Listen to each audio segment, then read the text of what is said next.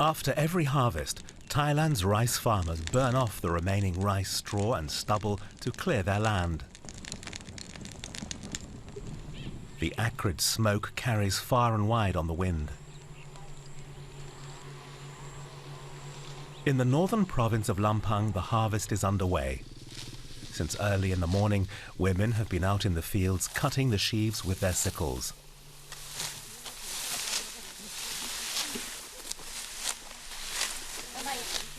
There's a lot of straw left on the field, typically a kilogram per kilogram of rice. If it's left to rot, it'll release methane, a potent greenhouse gas. But burning the straw emits CO2 and creates fine particulate matter that's harmful to people and the environment. Yarovan Kamuang wants to change things. After completing her studies in Bangkok, she decided to return to her home village and develop an alternative.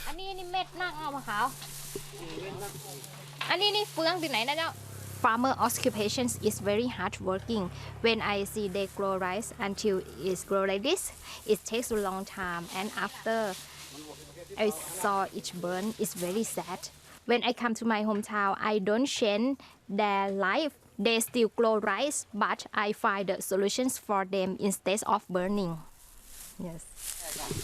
For the entrepreneur, rice straw is not waste to be disposed of, but a valuable resource. She pays the farmers the equivalent of 3 cents a kilo.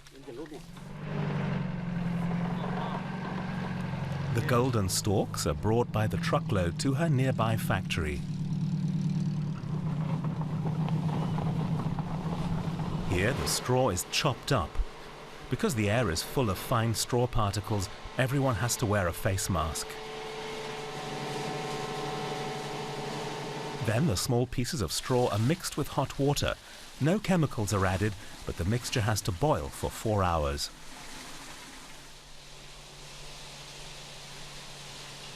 That produces a pulpy mass, which is then cleaned and dried.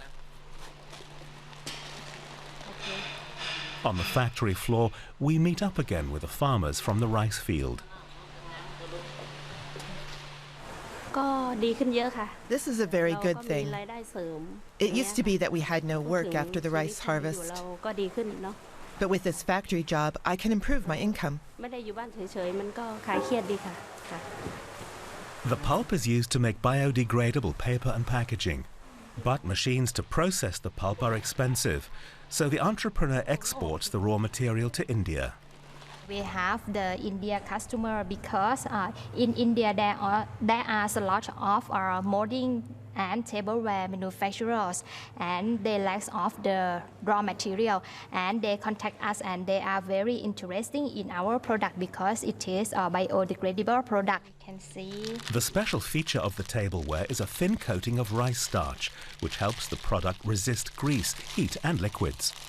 In a 2-hour test with a papaya salad, the dish stayed leak-proof.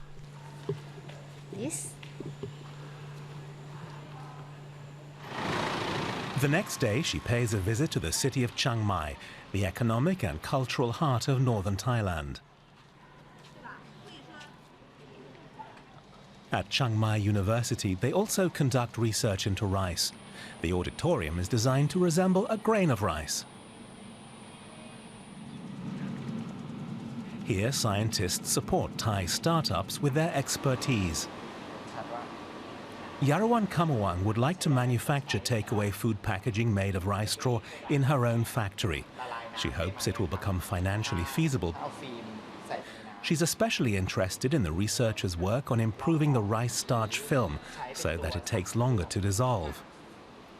But do people here actually need tableware made of rice straw?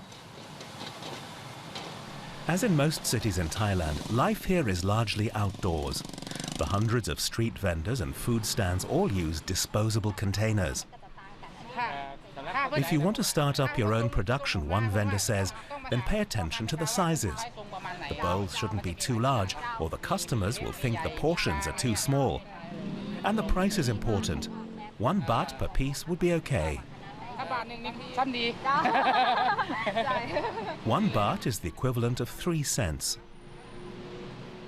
There are a lot of shops that concerns about the environmental issue.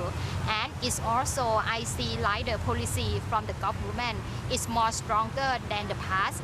They ban to use foam and plastic. They encourage the restaurant or the small restaurant to use the biodegradable packaging. Back in her home village, Yaovan Kamawang is visiting her grandparents.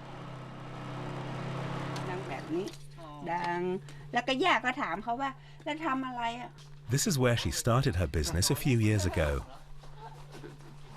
She carried out her first experiments with rice straw pulp in her grandmother's cooking pots.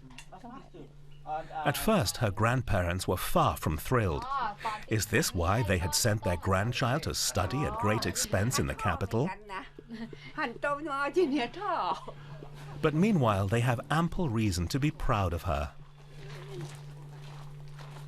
And as the saying goes, the rice farmers of Lampang have learned how to turn straw into gold. Because burning it would be a terrible waste.